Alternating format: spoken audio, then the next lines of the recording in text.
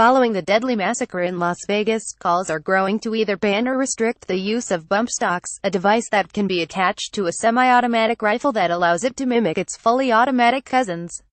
12 of the rifles police found in Stephen Paddock's Mandalay Bay hotel room were equipped with bump stocks. The increased rate of fire likely was a factor in the shooting, with 58 dead and 489 wounded. Sen. Dianne Feinstein, DCA, first introduced a Senate bill on October 4, 2017, proposing to ban the manufacture, sale and possession of the gun part. U.S. Reps. Carlos Curbelo, RFLA, and Seth Moulton, DMA, also announced they were introducing a House bill that would do the same.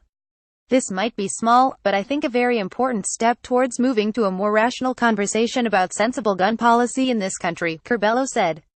Even the National Rifle Association, which routinely opposes measures that would set new restrictions on gun ownership, issued a statement that said the Bureau of Alcohol, Tobacco, Firearms and Explosives should immediately review whether these devices comply with federal law.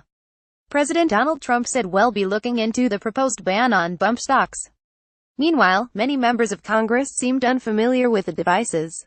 I didn't even know what they were, until this week, and I'm an avid sportsman, House Speaker Paul Ryan said in an NBC interview. So what is it? A bump stock, sometimes called a slide stock, modifies a semi-automatic rifle to fire faster and more easily than normal.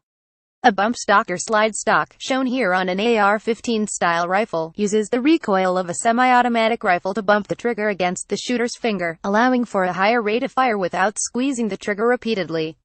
AP Photo. In simplest terms, semi-automatic refers to any firearm designed to fire one bullet with one trigger squeeze, then automatically reload the chamber with a cartridge from a magazine and be ready to fire again. The shooter has to physically squeeze the trigger for the weapon to fire, limiting the rate a person can discharge ammunition. A bump stock replaces a rifle's regular stock, which is the butt end that the shooter uses to hold the rifle against his or her shoulder. Normally a stock is fixed so it doesn't move, and transfers the force of firing a cartridge into the shooter's shoulder. This force is known as the recoil. Instead of being fixed, a bump stock allows the firing mechanism and barrel of a rifle to slide back and forth with this recoil while the stock remains in place. The shooter's grip doesn't move, but the trigger will bump the shooter's trigger finger after each cartridge is fired. This makes the rifle fire over and over again without forcing the shooter to squeeze the trigger repeatedly, in effect simulating a rate of fire similar to an automatic rifle, what is often referred to as a machine gun. Put another way, while a standard semi-automatic rifle requires someone to pull a trigger continuously, a bump stock allows the gun to do almost all of the work. Automatic weapons allow a shooter to squeeze the trigger once to fire cartridges from a magazine repeatedly until the shooter releases it. Automatic weapons sales have been restricted in the United States since the 1934 National Firearms Act was passed. Regulations put in place in 1986 made it much more difficult for civilian buyers to get an automatic weapon, although it is possible if a buyer pays for a $200 tax stamp and passes a background check. These guns are increasingly expensive because the supply is limited to weapons manufactured before May 19, 1986. Here's a video from CBS showing bump stocks on some semi-automatic rifles. Bump stocks are not illegal, because the ATF judged they did not alter the actual mechanism of the firearm, and therefore did not violate federal law. The devices were approved for sale in 2010, and can cost about $100.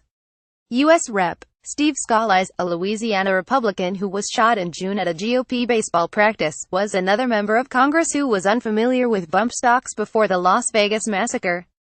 He said he preferred the decision be left for the ATF to review, rather than quickly turn to legislation.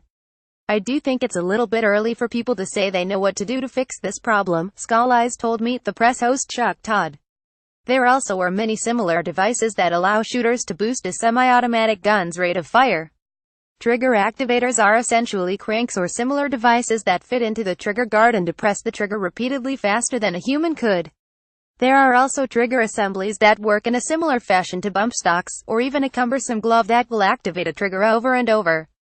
Feinstein's bill addresses these devices in addition to bump stocks. The House bill was expected to also outlaw such accessories. In the meantime, sales of bump stocks appear to have ticked up since the shooting.